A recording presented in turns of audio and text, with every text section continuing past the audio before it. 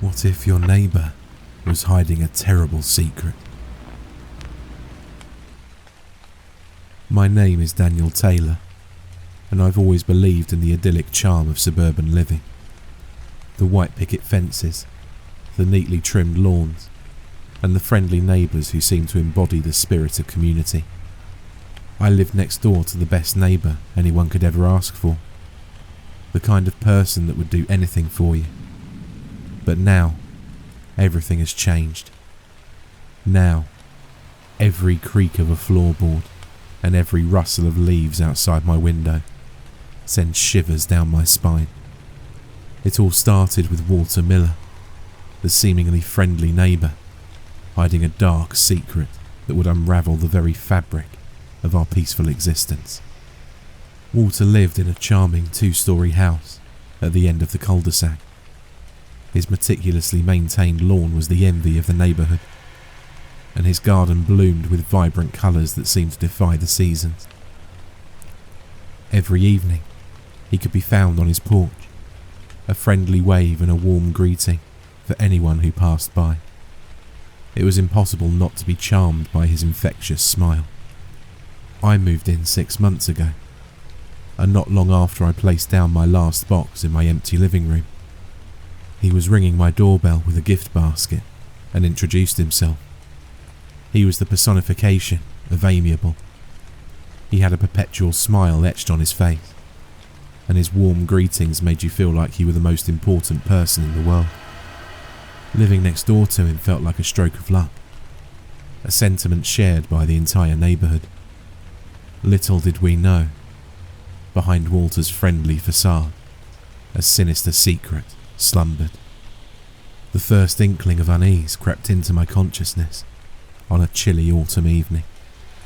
I was raking leaves in my front yard when Walter strolled over, a steaming cup of cocoa in his hand. His eyes, hidden behind a pair of round spectacles, twinkled as he offered me the cup. "Thought you could use a warm-up, Daniel," he said, that ever-present grin never leaving his face. I thanked him, sipping the cocoa, its rich aroma filling the crisp air. As he chatted about the upcoming neighbourhood barbecue, I caught a fleeting glimpse of something beyond his charm, a shadow that flickered in his eyes, a depth that seemed to hint at something concealed beneath the surface. But I dismissed it as paranoia, a trick of the wavering autumn light. Weeks passed, and Walter's friendly gestures continued. He mowed my lawn when I was away, helped me to fix a leaky faucet, and even offered to walk my dog, Max, when I was too tired after work. His eagerness to assist bordered on the relentless, yet the neighbourhood embraced it with open arms.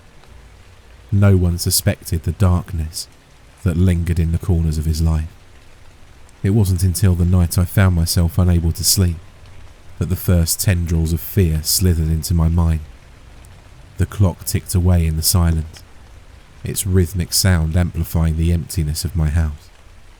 That's when I heard it, the faintest whisper, like the rustle of leaves outside my window. Curiosity compelled me to investigate. I padded down the hallway, the floorboards creaking beneath my weight.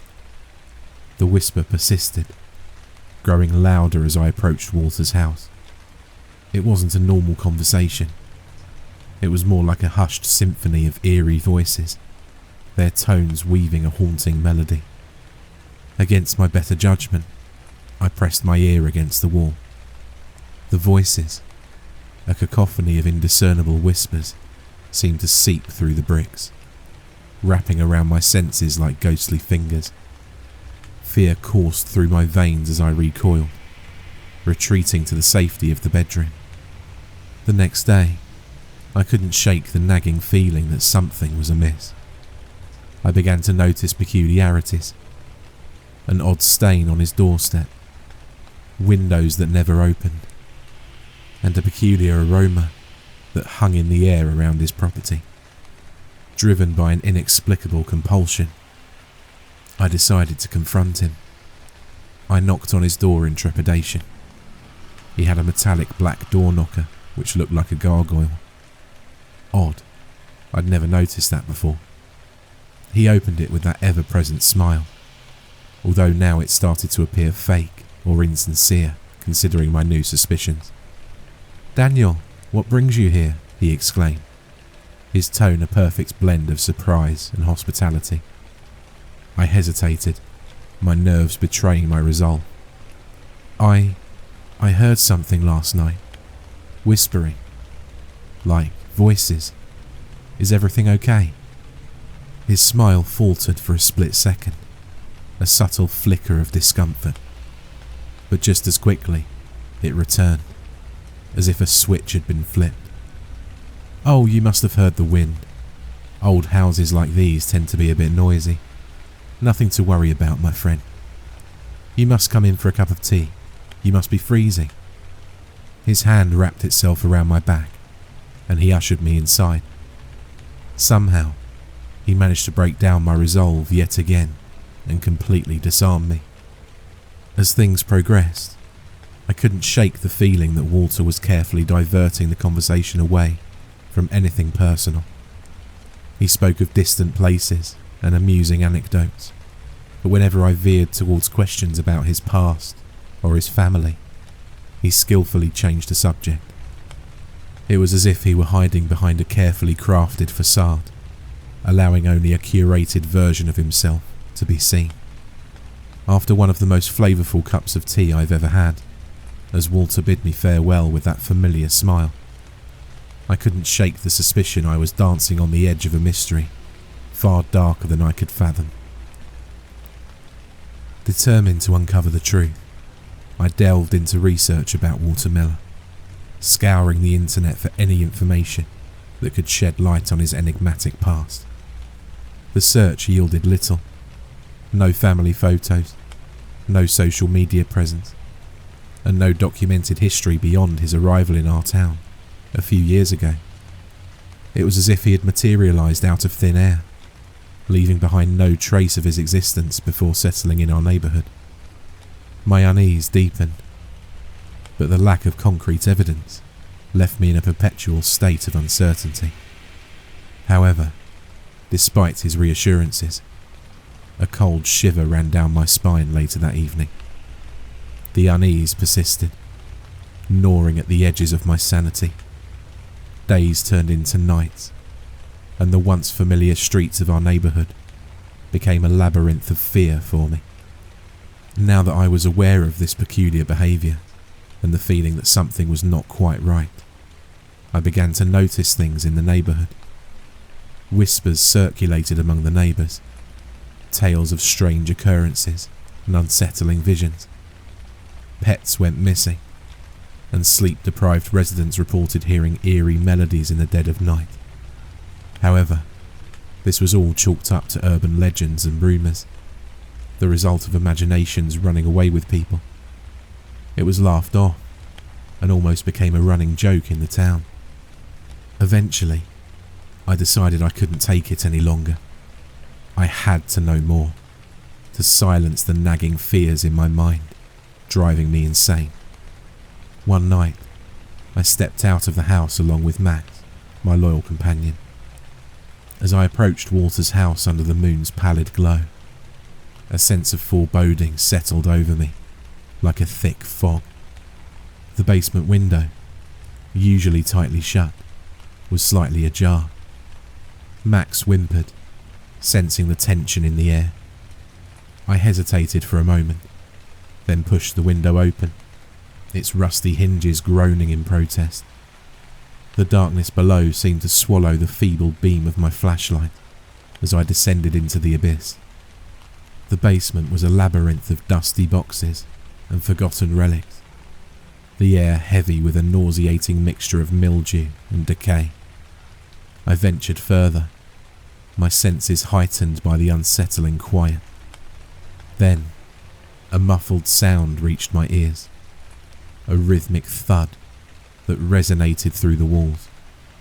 I followed the noise to a door, slightly ajar at the end of the corridor. The whispers grew louder, their haunting melody reaching a fevered pitch. With trepidation, I pushed the door open, revealing a sight that would forever haunt my nightmares. A dimly lit room unfolded before me, adorned with sinister symbols painted in crimson on the walls. In the centre lay a grotesque tableau, a series of bound figures, their eyes vacant, their mouths moving in silent supplication. At the centre of it stood Walter, a dark robe draped over his form, chanting incantations that seemed to bend reality itself. Horror paralysed me as I witnessed the true nature of my friendly neighbour. Walter Miller, the seemingly benevolent figure, was a practitioner of dark arts, his basement a twisted sanctuary for unspeakable rituals. The realisation struck me like a physical blow, sending shockwaves through my entire being. Walter turned, his eyes locking onto mine with a malevolent gleam. "Daniel, my dear friend, you were never meant to see this. But now that you have, there's no turning back." Fear propelled me backward, and in my haste, I stumbled over an object on the floor, a dusty, forgotten tome. As I fell, its pages opened, revealing ancient incantations and eldritch symbols that danced before my eyes.